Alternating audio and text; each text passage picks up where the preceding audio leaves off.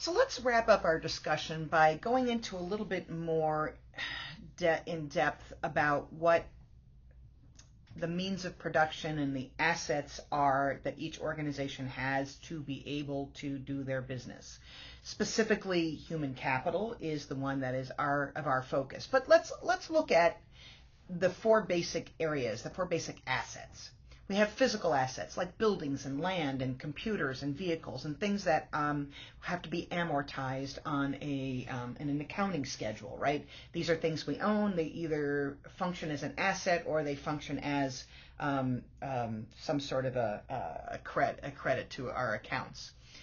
Then we have financial assets like cash and stock and securities and things like that. What kind of cash flow do we have? What does our bank statements look like? Do we offer stock, publicly traded or privately traded? Do we offer bonds or loans or things like that? Then we have intangible assets, things like patents and IT systems, which we can't really put a label on, right? They're intangible. An IT system is, it's in the web, it's in the internet, it's in the Ethernet. But we have a system in place that enables us to use technology, use the internet, use a digital base to be able to help our business function. And then, of course, any patents we have a value to us. So if our company has developed a unique process or a unique product that we don't want to be imitated, we use patents and things like that to protect us and to protect those intangible assets. And then we have the human assets. We have their talent, their capabilities, the experience they have, their, as it says here, professional expertise and interdependence amongst our employees and our departments and what that means.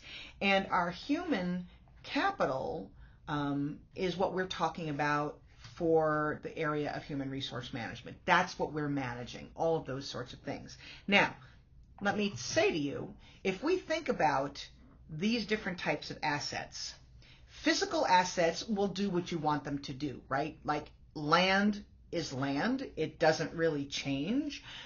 Buildings can be built and taken down and changed around and renovated. And again, it's not anything that has a mind of its own. It basically does what we want it to do. If we want the building to be built, we build it and it becomes our asset. Finance, the same thing. If we deposit money in the bank and we want to get a certain interest rate, we make the deposit, we get the interest rate, and then the cash becomes the asset. It earns an interest. It doesn't decide to wake up in the morning and not earn interest anymore. Now, banks can do that, but the cash in and of itself does not have a mind of its own. Same thing with patents, right? But humans are the only asset that we use that literally has a mind of its own and wakes up in the morning and decides whether or not it wants to go to work. So if we are focused on making sure that we utilize our human capital properly, we have to take into account that human beings have minds of their own and can resist and choose not to work if they don't want to. They're the only asset that wakes up in the morning and goes, do I want to go to work today or not? Do I want to do this or not? So we have to manage our human assets in a very different way than we manage our physical and intangible assets, which is maybe from an accounting perspective, we don't treat it that way, but from a human perspective and a human behavior perspective, we have to treat our human capital that way, that these are individuals with ideas and expertise and needs and desires, and we have to take all of those things into account. So I love this Dilbert cartoon. As you can see, it's been photocopied several times. It's kind of old, but I love the message in it. And we've got Alice, and we've got a new boss, and we've got the pointy-haired boss. And he says, Alice, I'd like you to meet the newest member of my management team. Keith is highly qualified. He has a master's in business administration. And she said, well, that's impressive. They must have taught you a lot about motivating employees. Well, not really. Well, what about how to identify and hire good people? Optional reading. Negotiating skills, strategic thinking, business writing. Nope, nope, nope. It was mostly finance and accounting and economics. And so she says, so you're a highly qualified leader because you're good at math. And he says, what should I do? Well, in these situations, I like to swear. Okay. Does this mean that finance, accounting, and economics don't matter? 100% no. They absolutely matter. They matter a lot. We need to know the language of finance. We need to know the language of accounting, and we need to understand basic economic principles and practices to help us to manage our employees. However, that is not the only thing that matters. You have to know how to identify and hire good people. You have to know how to motivate and reward your employees. You have to know how to negotiate and understand how to deal with conflict and just think strategically.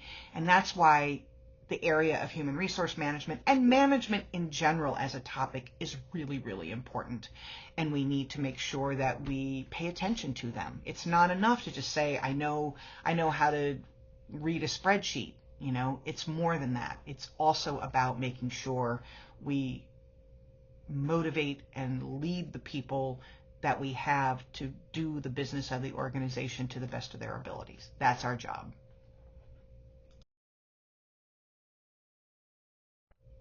This slide is not something that you're going to find in your textbook. It's actually what I call the Human Resource Information Management System. And it's how HR fits into the context of the organization. So let's look at the bar at the top.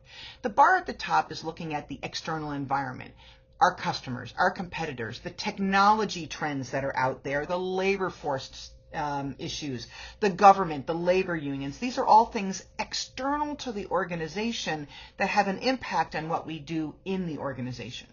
Now, if you look at the double-edged arrow there, it's bidirectional. It means that the environment affects the organization and the organization affects the environment. It's a two-way street.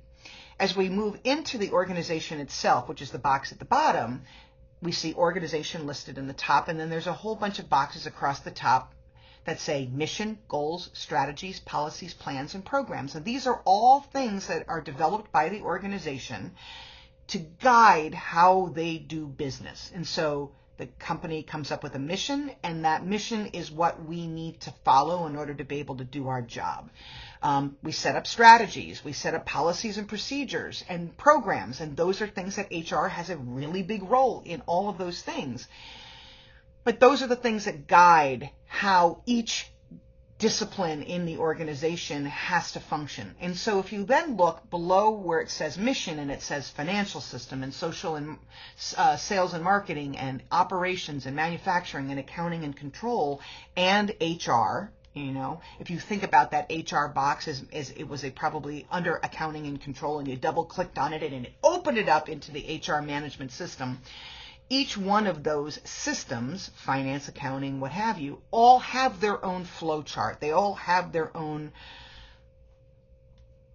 you know, process of how it is managed, how we market, how we, you know, set up a manufacturing process. How do we do accounting, basic accounting? I mean, you think, right? Marketing is product, price, place, and promotion.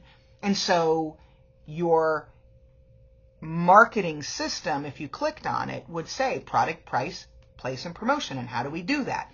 So let's look more specifically at the human resource management system itself. There's three parts to it. There's a planning part, an implementation part, and an outcome and evaluation part. Now, I've already talked to you several times about this in this lecture, but it's really important, right? When we are implementing systems and plans and policies and practices and behaviors, we need to know whether or not the HR decisions that we made are going to have an impact. So, did we have an impact on productivity? Did we have an impact on return on investment? Did we have an impact on lawsuits? Whatever it might be, that is part of our goal and part of what we're trying to do. So outcomes and evaluations are how we close the loop and make sure every HR decision that we made is having the intended impact and it is related back to the mission, goals, strategies, policies, plans, and programs of the company. But going back up to the top there where it says planning, we have to do HR planning, and that is a very analytical process where we need to do we need to look at our stats, look at our numbers, look at our histories, look at trend analyses, and decide how many employees are we going to need next year when we're ready to expand our company, or how do we plan for a normal turnover in our company, and those sorts of things. Then from a jobs perspective, we have to look at job design and job analysis. Job design is how we set up jobs. Do we set them up to be single skill jobs, or do we have multiple skill jobs? Do we do job analysis, and then do we do job rotation? Do we do job expansion, job enrichment, job enhancement, all sorts of different things? And we'll get into this in a little bit when we start talking about the different ways that we can design jobs and design work in an organization. And then job analysis is how we decide what are the essential functions of that job. What are the knowledge, skills, and abilities that people need to be successful in that job? That's also part of our planning process. And then lastly is career planning. How do we help develop careers for our employees, and how do we provide career opportunities for our employees? That middle box is the implementation, and we'll spend the bulk of our time really focused on these areas of expertise in HR. For example, how do we staff the organization? Recruitment and selection, right? What do we need to do to find people and to match them with the proper job that they'll be able to do best? How do we pay them? Base pay. What kind of benefits will we offer them? How are we going to manage their performance? Through performance appraisals, through discipline, through employee assistance, through pay-for-performance systems. Then we have the training side of things, training and development. What kind of training programs do we want to have for our company? How much do we want to spend on training? Why is it important? How are we going to do career development and succession planning for our organization and for our employees? And then lastly, the labor relations part. Now, I want to be clear that not every organization has a union, and many don't, but that doesn't mean that we shouldn't be paying attention to what could happen if we drop the ball and don't do the right thing for our employees. And we'll talk about labor relations later on when we talk about performance management and things like that, and later on in the term. But it is important to know, right, if we have employees that do not feel like they are respected, that do not feel like they have their rights are being addressed, that they feel like they are being abused and used in the organization, it increases the likelihood that a union is going to come and organize. So we need to be aware of what could potentially happen if we have a union that comes to our company. As well, we should know what we should be doing to make sure we don't need to have a union. And we know when organizations do the right thing by their employees, the bottom line is they will ultimately not be unionized. It's very rare that they will be unionized in that situation. So our HR system is a planning one, an implementation one, and then an outcome and evaluation. And we will be following this throughout the course so you know kind of where we're at, what we're talking about, and what matters. If you have any questions, let me know.